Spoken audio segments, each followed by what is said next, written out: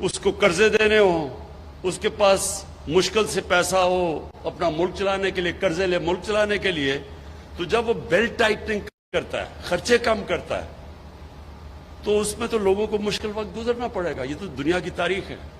تو اس کا یہ نہیں مطلب کہ اپنی خواب چھوٹی رکھو.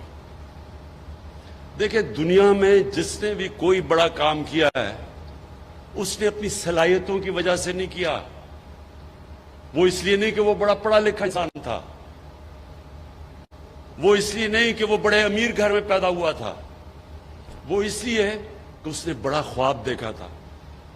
جب ایڈمنڈ ہلری ماؤنٹ ایوریسٹ کے اوپر چڑھ گیا، پہلا آدمی تھا، تو جتنوں نے بھی پہلی کوشش کی تھی وہ فیل ہو گئے تھے، یا وہ مر گئے تھے اور یا وہ ناکام ہو گئے تھے. تو اس کی خواب تھی جو اس نے کہا نہیں میں کامیاب ہوں گا. تو ساری زندگی اب تو بہت لوگ چڑھ چکے اس پہاڑ کے اوپر، لیکن ایڈمنڈ ہلری کو سارے یاد رکھیں گے کہ وہ پہلا آدمی تھا جس نے اتنا بڑا کام کیا. تو یہ جو خواب ہوتی ہے وہ ایک انسان کو لے کے جاتی ہے.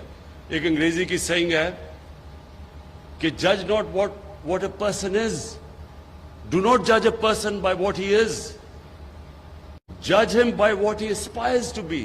اس کی خواب کیا ہے؟ اگر میری خواب صرف یہ ہے کہ میں کلب کرکٹر ہی بننا ہے تو میں انٹرنیشنل کرکٹر تو نہیں بنوں گا. تو جو بھی اوپر جاتا ہے یہ یاد رکھیں زندگی میں بڑے کام کرتا ہے، اس کی سوچ بڑی ہوتی ہے. کسی نے سوچا ہی تھا نا کہ انسان کو چاند پہ جانا ہوگا. سب لوگ دنیا ہنستے تھے. میری زندگی میں نے بڑوں کو سوچا کہ کیا مذاق کریں، چاند پہ جانا ہے. کوئی کہتا تھا دنیا ہی ختم ہو جائے گی. ہم ایک جناب باپ کے ساتھ گیا جمعے کے خطبے پہ، وہ مولوی صاحب کہہ رہے ہیں کہ دنیا ہی ختم ہو جائے گی اگر وہ چاند پہ چلا گیا. تو ہوتے سارے ایسے دیوانے ہی بڑے کام کرتے ہیں. جو ہیومن مائنڈ ہے، جو اللہ نے ہمیں صلاحیت دی ہے، اشرف المخلوقات، فرشتوں کو بھی کہا تھا انسان کے سامنے جھکو. اللہ نے کہا تمہیں نہیں اندازہ کہ میں نے اس کو وہ پاور دی ہے، نالج دی ہے جو تمہیں بھی نہیں دی.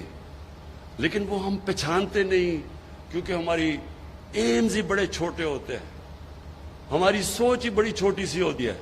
سوچ ہوتی ہے جی پاور میں آئے، اپنی شوگر ملز لگا لی، فیکٹریاں لگائیں، پیسہ بنائے، لنڈن میں بڑے بڑے گھر لے لیے. ہماری سوچ اتنی رہ جاتی ہے اور وہ پھر ہم اتنے ہی انسان رہ جاتے ہیں. بڑے سوچ والے مہاتر محمد، نیا شہر اس نے بنایا ہے آج ملیشیا میں، دیکھنے والا شہر ہے، جو ان کا کیپٹل ہے یہ مہاتر محمد نے بنایا.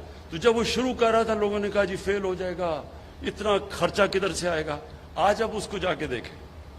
اور اسی طرح دنیا میں جب بھی کوئی بڑا کام ہوا ہے پہلے وہ بڑی خواب ہوتی ہے. تو یہ جب مجھے پتا چلا راوی پروجیکٹ کا تو انہوں نے کہا جی بڑی پہلے سے سوچ تھی. مجھے پتا تھا یہ کیوں نہیں کامیاب ہوا، کیونکہ جو لوگ یہ سوچ رہے تھے ان کی نمبر 1 پرائیورٹی اپنا ملک نہیں تھا. ان کی نمبر 1 پرائیورٹی تھی کہ وہ کتنی دولت بناتے ہیں پاور میں آ کے. وہ کبھی بھی نہیں بنا سکتے بڑی چیزیں، وہ کبھی بڑا کام نہیں کر سکتے. بڑا کام جب بھی آپ بڑی خواب کے پیچھے جاتے ہیں، سب سے پہلے میں بار بار آپ کو ایک فریز بتاتا ہوں، کشتیاں جلا کے جاتے ہیں. مطلب کہ جب آپ اس کے پیچھے جاتے ہیں تو پھر کوئی واپسی کا راستہ نہیں ہوتا، پھر ہی انسان کا پوٹینشل نکلتا ہے.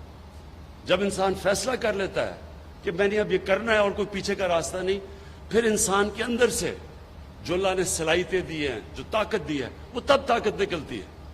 جب آپ پیچھے آدھا رہو، اچھا جی اگر یہ نہیں ہوگا تو میں کچھ اور کر لوں گا، کبھی کچھ نہیں، بڑا کام نہیں ہو سکا. ایسا یہ بڑا مشکل کام ہے. یہ جو ایک پورا نیا شہر بنانا یہ آسان کام نہیں ہے. اس میں بڑی مشکلیں آئیں گی، راستے میں رکاوٹیں آئیں گی. میں ابھی بھی سوچ رہا تھا کہ کدھر کدھر سے رکاوٹیں آئیں گی.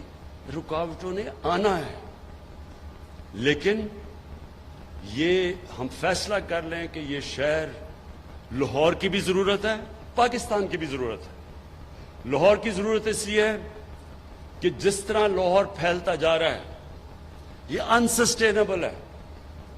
اس لاہور کے اندر جو 40% لاہور کچی آبادیاں ہیں، کیونکہ ہم نے کبھی سوچا ہی نہیں کہ بیچارے جو غریب لوگ ہیں، جو مزدور ہیں، جو کام کرنے والے ہیں، وہ کدھر رہیں گے؟ کسی نے نہیں سوچا، کیونکہ ہماری جو مائنڈ سیٹ ہے پاکستان کا، وہ ایلیٹس مائنڈ سیٹ رہا ہے۔ ہم جو ملک اپنا پوٹینشیل پورا نہیں کر سکا، اس کی وجہ یہ کیا ہے کہ سارے فیصلے کرتے ہیں چھوٹے سے طبقے کے لیے۔ جب یہ ہوا کرونا کا، تو میں نے پہلے دن جب مجھے کہا نا جی لاک ڈاؤن لگا دو، وہ دیکھیں جی اٹلی میں بھی لگ گیا، ادھر بھی لگ گیا، اسپین میں بھی، اور دیکھیں اب انگلینڈ بھی لگا رہا ہے، تو آپ بھی لاک ڈاؤن کر دیں۔ تو میں بار بار ایک سوال پوچھتا تھا کہ لاک ڈاؤن تو ہم لگا دیں، لیکن وہ دہاڑی دار، وہ غریب لوگ، وہ کچی بستی، ان کا کیا بنے گا؟ کسی نے مجھے اس کا جواب نہیں دیا، کیونکہ ان کو فکر ہی نہیں تھی کہ ان کا کیا بنے گا۔ کسی نے یہ سوچا ہی نہیں کہ جب آپ ایک جو آدمی مزدوری کر کے، دیہڑی کر کے بیچارے اپنے بچوں کا پیٹ پالتا ہے، اس کو جب آپ بند کر دیں گے، وہ کیسے زندگی گزارے گا؟ وہ بچوں کو کیسے کھلائے گا؟ لیکن اپنا سوچ رہے تھے، چھوٹا سا طبقہ اپنا سوچ رہا تھا کہ میں تو عمران خان تو جناب زمان پاک یا بنی گالا میں آرام سے بڑے گھر میں رہ رہا ہوں، میرے لیے تو لاک ڈاؤن کچھ بھی نہیں ہے، میرے لیے تو بلکہ چھٹی ہے۔ سرکاری نوکروں کی تو چھٹی تھی، گھر آرام سے بیٹھ جائے، ان کو تو تنخواہیں مل رہی تھی۔ کسی نے نہیں سوچا کہ اس طبقے کا کیا ہوگا، اور وہی نریندر مودی نے ہندوستان اس کا نہیں سوچا۔ آج ہندوستان میں اللہ کا عذاب آیا ہوا ہے۔ سب سے زیادہ دنیا میں جو اکانومی گری ہے وہ ہندوستان کی گری ہے، کیونکہ 4 گھنٹے پہ نوٹس پہ اس نے ملک بند کر دیا۔ بیچارے غریب لوگ، وہ جو دیہاتوں سے شہروں میں کام کرنے آئے تھے، وہ کتنے 100 میل چل کے جا رہے ہیں، بیوی بچے، غریب لوگ بھوکے، کیونکہ وہاں کی رولنگ ایلیٹ نے سوچا ہی نہیں کہ یہ بھی انسان ہے۔ یہ ہے پاکستان۔